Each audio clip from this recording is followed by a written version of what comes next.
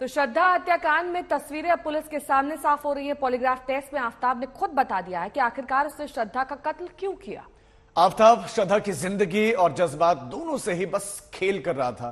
वो ना तो श्रद्धा से शादी करना चाहता था, ना ही उससे रिश्ते से आजाद करने को तैयार था। जब आफ्ताब को लगा कि श्रद्धा ने उसे दूर जाने का फैसला कर लिया है, तो उसने श्रद्धा को मार दिया।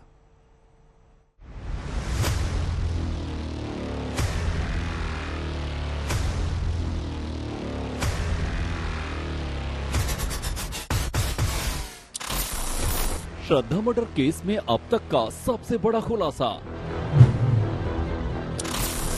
श्रद्धा मर्डर केस में पुलिस की सबसे मजबूत थ्योरी। श्रद्धा मर्डर केस में सबसे बड़ी गुत्थी का दी एंड।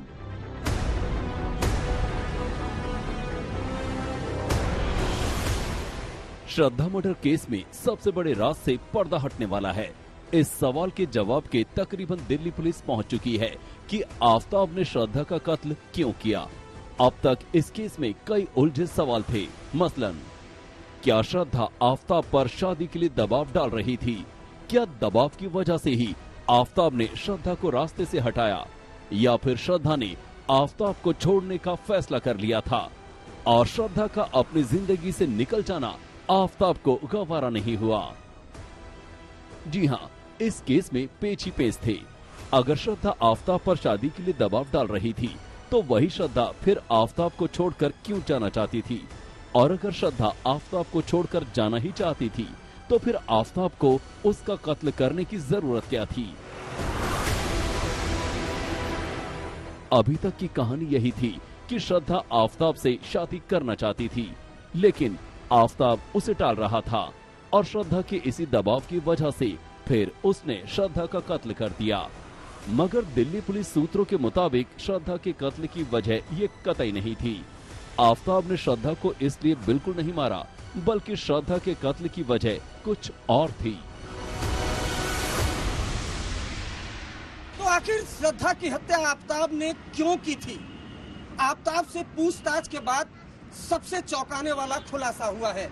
आज तक को दिल्ली पुलिस के टॉप ऑफिशियल ने बताया है कि दरअसल श्रद्धा आफ्ताब से दूर जाना चाहती थी और ये बात आफ्ताब को नागवार गुजरी, इसलिए उसने श्रद्धा की हत्या की और बॉडी के कई टुकड़े कर दिए।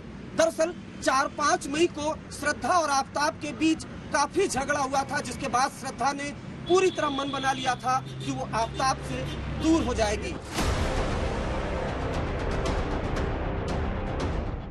अब आप पूरी कहानी आफ्ताब की जुबानी ही जान लीजिए। ये वो कहानी है जो पॉलीग्राफ टेस्ट के दौरान आफ्ताब ने खुद बताई। आफ्ताब ने खुद ये बताया कि वो श्रद्धा को नहीं, बल्कि श्रद्धा उसे छोड़कर जाने वाली थी और बस इसीलिए उसने श्रद्धा को मार डाला। आफ्ताब मई के पहले हफ्ते में ही श्रद्धा की राय जान चुका था। श्रद्धा अब उससे अलग होकर अपनी नई जिंदगी शुरू करना चाहती थी, लेकिन आफ्ताब न उससे शादी करना चाहता था और न ही उसे खुद से जुदा। श्रद्धा की जिंदगी में कोई और आए, ये उसे कतई मंजूर नहीं था। सूत्रों की माने तो आफ्ताब श्रद्धा की जिंदगी से खेल रहा था। वो श्रद्धा को कठपुतली बनाकर रखना चाहता था।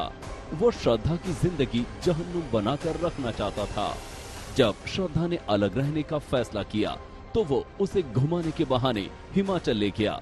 उस पर अपना इरादा बदलने के लिए राजी करने की कोशिश की, लेकिन श्रद्धा ठान चुकी थी आफ्ताब की जिंदगी से निकल जाने का, और आफ्ताब ठान चुका था श्रद्धा को हमेशा के लिए खत्म करने का। अरविंद ओझा, दिल्ली आज तक। आफ्ताब कितना शातिर था, इसकी एक और स्टोरी सामने आई है। आफ्ताब ने श्रद्धा का कत्ल किया, उसकी लाश के टुकड़े कर फ्रिज में रखे और श्रद्धा को रास्ते से हटाने की तैयारी एक साथ उसने अपने लिए नई गर्लफ्रेंड की भी साथ साथ तलाश कर ली। आफ्ताब ने उस नई गर्लफ्रेंड को श्रद्धा की अंगूठी भी गिफ्ट कर दी। अब पुलिस आफ्ताब की इंटरनेट चैटिंग की डिटेल्स तलाश रही है, ताकि इस केस की और तह तक जा सके।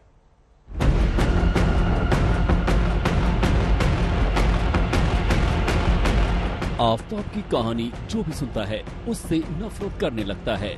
अब तो उसकी जान पर भी खतरा साफ साफ दिख रहा है, लेकिन इस शख्स की हरकत, इसका अपराध इतना बड़ा है कि किसी का खून खौल जाए। 2019 में श्रद्धा और आफताब पहली बार मिले थे।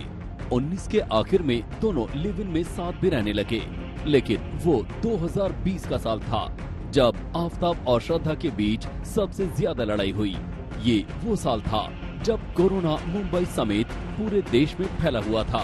मुंबई में लंबे वक्त तक के लिए लॉकडाउन था। आफताब और श्रद्धा कई महीने तक एक ही घर में बंद थे और तब दोनों में खूब झगड़ा हुआ करता था।